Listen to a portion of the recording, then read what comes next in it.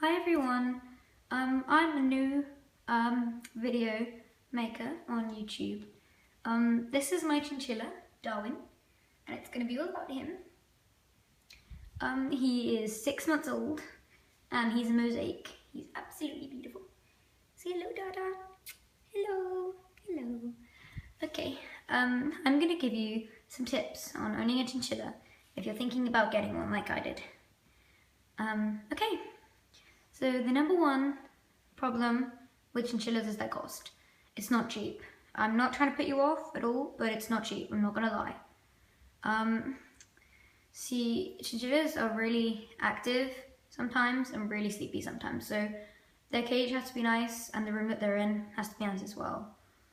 And so you do have to spend money on their toys inside. See, I've got a hammock with a little blanket inside. I've got him a nesting box so we can go in there. Got some little pillows up here.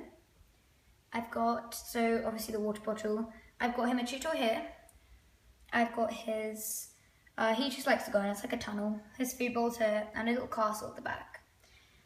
This isn't his main cage.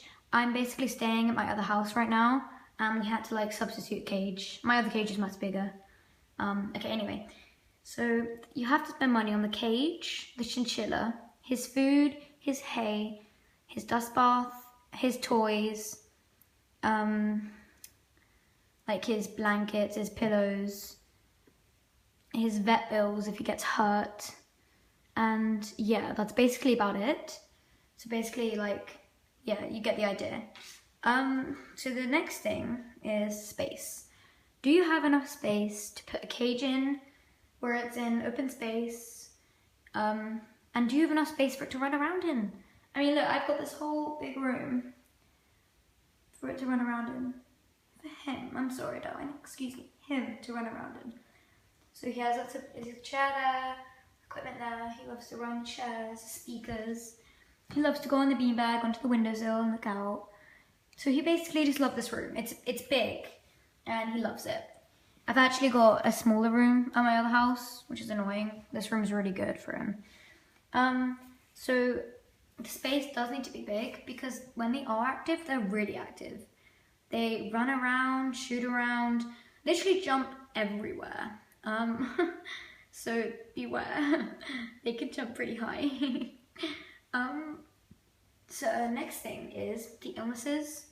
So it's actually quite rare for chinchillas to get ill, but when they do, it's not nice, not pretty at all. So they can get, okay, I think there's fungal infection, and that is caused by they cannot get wet. If they get wet, oh hello, hey baby, hello, oh, hey darling, hello, hello. Okay, and fungal infections are caused by getting wet. They're first so dense, and they're literally, if it gets wet, it just ruins their coat at all, like completely. That's why they have dust baths, which I'll cover later on in this video.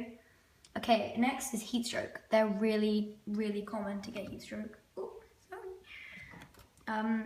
They get heat stroke a lot because their fur is so dense, and they actually come from the mountains. Like they originated wild there, so they like supposed to be in a cold climate. Oh yeah. Make sure you're since I'm in the UK, I said degrees, at least below, about below 20 degrees if you want it. 20 degrees is kind of perfect actually, to be honest. But just don't make it hot, you get the idea, just make it cool enough for him or her. Okay, and then there's another one, foot sores and overgrown teeth. Overgrown teeth can be prevented really easily by simply just giving him or her chew toys. You see this? He loves this, he always chews on it. And look at this, look at that, that's a whole chunk out of it. He literally chews on everything, like including this house thing. They love wood. I recommend giving them wood. They just love. They can get them from all sorts of shops, even outside. Make sure you clean the wood though. Make sure there's no disease. So yeah, that's really simple because rodents' teeth are ever growing. They're always growing, so you have to prevent that. It's a really horrible way for them to die. Next is so did I cover your foot sores? They can get that really easily, but it's really easy to prevent it too. Hey buddy, do you want to come out? Foot sores, basically, if you notice, I've got a blanket on this bottom bit. Do you want to come out? I'm just gonna let him out for a second. Just let him out. Do you want to come out? You want to come out? Just let him out.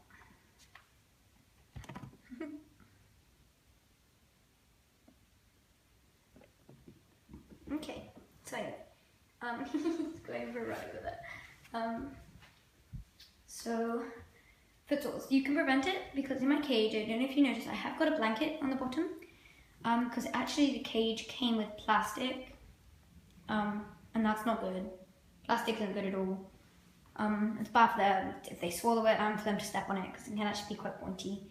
And I also have metal grids. They hate metal grids because it will dig into their feet and that's where you get foot sores. Red kind of lumps, if you see that, then you should definitely have a look at them because they can be really painful. Yo, Chinchilla. I don't know where he's got. Oh, there he is. Okay, so I think that's illnesses covered. The next one, I would say where. Where are you gonna put him? Like, you can't just stuff him in a small room and hope that he's gonna be pleased with it, you know? You can't do that. He needs to have a nice room that he can go in and run around in, like this room. And like, I wouldn't recommend putting him in the bottom, like at the bottom of your bed or something, on your bedroom, or like near family members' bedrooms and stuff, because they are nocturnal and they will come out a lot in night and they will wake you up. They will bash around the cage like they have seen a ghost. Oh, this is his dust bath, by the way. Yeah, it has dust in it. They will literally give you a fright because they charge into cages, and when they're in pairs, they bark a lot. I don't know where he's gone. Oh, there he is. Oh, he's taking a dust bath. Oh, so that's his dust bath. You see with the dust. So there he is. As I was saying, I would not recommend them putting, because they can bark. I know it sounds weird, not like a dog obviously, but it kind of sounds like that, but a weirder version of it, and they will wake you up. So I recommend a quiet area for your chinchilla. A big spaced area, a quiet area that can also be darkened, away from everyone else, where he can just relax when he's not wanting to come out and run around. Okay, so next I would say diet and their water. Okay, chinchilla's diet is really, really specific. Like, you have to be really careful about what you give them. And I know if you look it up, people say, oh, you can give them treats, they're so cute and fluffy. But to be honest, you're really not doing your little fella any good because treats can upset their digestive system, which will give them an upset stomach and actually lead to killing them because they're a really sensitive immune system. So I literally just give him, so if you can, I give him just good hay. I keep everything in this box. So I have a big bag of hay. Sorry about that. My camera's really bad. So a big bag of hay. I have like spare supplies and stuff in case something runs out.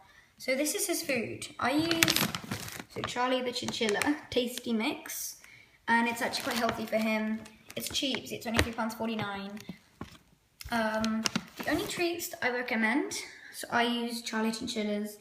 They're like cookies and they're made of like raisin and carrot. He really likes them. I've got also some bedding somewhere down here.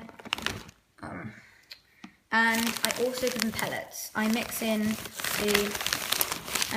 pellets. I know it looks like poop. I mix in pellets with his food and hay. So he gets a good, because they actually give him calcium because he was growing, because he's only 6 months old. Okay, so anyway, yeah, it's a really specific diet. I also give him crushed rose hips. You can look that up, and this is very specific. Like, there are loads of websites you can look up treats and stuff, but I give my Darwin over here, I give him dandelions. He loves dandelions, like he absolutely loves them. He just like eats them all in one go. Okay, so that's basically a diet. And then with water, okay, so basically it's not that big of a deal. Obviously you need to have a water bottle because you can't just drink out of a bowl like a dog. So yeah, I use this water bottle that comes down here and then he sucks from it. Yeah, see? So I fill it up maybe when he finishes it most of the time, but sometimes I do change it, like maybe once every couple of days, because otherwise it gets moldy and it's a bit gross for him. I do actually use bottled Evian water. I know, the water that we're supposed to drink as humans, but apparently the tap water and unfiltered water can actually give them diseases and bacteria in their teeth and mouths. So are you prepared to filter your water every time you refill it for him? I think he's taking it as stuff. Oh yes, there he goes. Okay, sorry, my camera's gone out of focus. Okay, that's better. So yeah, that's their water and food. Bonding. Now guys, I'm afraid to say, these furry creatures aren't as nice as they look. Obviously, after a time they get lovely. They are lovely creatures. But until then, when you first get them, they can be a real handful. Like if they don't like something, they will show their attitude. They will show you that they do not like what you're doing. Bonding, I'd say, takes up to about 6 months for him to properly like you and get used to you. Stroking him, picking him up, just simply feeding him and letting him out and picking him up to put him back in and letting him out the cage. That takes a long time for him to get used to, and that's why it's really good to have a routine for him or her. So I actually, basically, you don't want to just overwhelm them, basically. You don't want to overwhelm them with your love. I know, they're so fluffy, you want to cuddle them, but they actually hate being squished in your arms. That's why they're not suitable for little children. But for start off, when you first get them, it's really good to just, hello, hello, to just kind of put your hand in occasionally, start off and just stroke him, you know, don't stroke him on the head maybe, because they don't mind that. Where have you gone? Where have you gone? Where did you go? There you are. Oh, there he is. He's off. Just putting your hand in, I find would really help me. Just to stroke him on the head gently. Also, to start off, instead of just putting the food into a bowl, you can actually hand feed him. You can maybe get a pellet or, oh, there he goes. You can get a pellet or something, or a treat, I guess. Only a small one. Yeah, you can give that to him. And they really like that. They'll get used to your hand, your scent, and your smell, and they'll know you're trying to help them. Oh, there he went. He's over there. So yeah, that really helps. And then eventually, I'd say after a week, I would try letting him out. So simply, instead of just picking him up and forcing him to go out, you could leave the cage bottom door open. And if he wants to come out, he will come out. Where have you gone? Over here. He will come out if he wants to. And if he does, don't freak out. It's not unusual for a chinchilla wanting to come out of the cage. So don't shout or scream. Yeah, it's important. Be quiet when he's out. Hi, buddy. Hey. Hey. So yeah, and after a bit, I really wouldn't recommend picking them up. They really don't like being picked up. They don't like it, to be honest. There's no really other words. Only pick them up, maybe. You can get chinchillas used to you, but I guess to be honest, you can pick them up. It doesn't mean they like it, but you can. Some chinchillas don't mind, and some chinchillas hate it. Darwin doesn't really care, as long as he gets his dinner and a run around. So yeah, I think that's basically it, and after a bit you can let them out, you can pick them up, and if they get really lovely, they go on your shoulder. Darwin comes and sits on my shoulder. And it's a bit please don't eat my hair. He used to eat my hair. We'll try to anyway. Oh, where are you up to? Hello. Ooh. So yeah, that covers bonding. And basically this is like one of the most important things to help you with bonding. Get them when they're a baby. Get them from an experienced, qualified breeder. Honestly, if you get them from a pet shop, it makes it really hard for them because normally they are already about like a year old or a couple of years, and it means they've already bonded with their maybe owner. Darling. It means they've already bonded, and it makes them really hard. It takes a lot longer for them to get used to you and to listen to you. So yeah, that's a big point. And like basically, there's so many websites. People say, oh, it's so hard to find a breeder though. It really isn't. Like I recommend Pets for Homes, it's called. Do not use Gumtree, it is hacking, do not use it.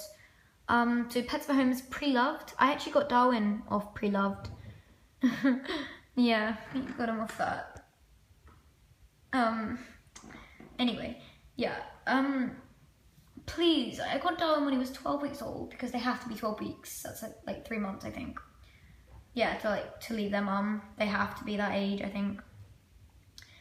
But like, it just helps so much. Like, because they don't know anyone else, and it's like a special bond. It's like you're their mum. Like, they love you. Like, they think, oh, this person's gonna stroke me. They're gonna give me food. I love it.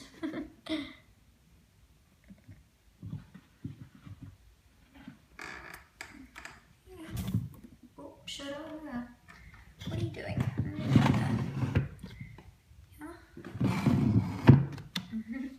Yeah? So yeah, I think that just really helps. That's all for now, guys. I will definitely be posting more videos, maybe even another one today. It takes me a while to put them up onto YouTube, but I'll try. Darren, say bye. Say bye. Okay, well I think I've covered everything, so just as a reminder, so there's cost, space, illnesses, where are you going to put them, their diet and their water, bonding, and just getting them when they're babies. I think that's everything, so bye for now, folks. Thank you.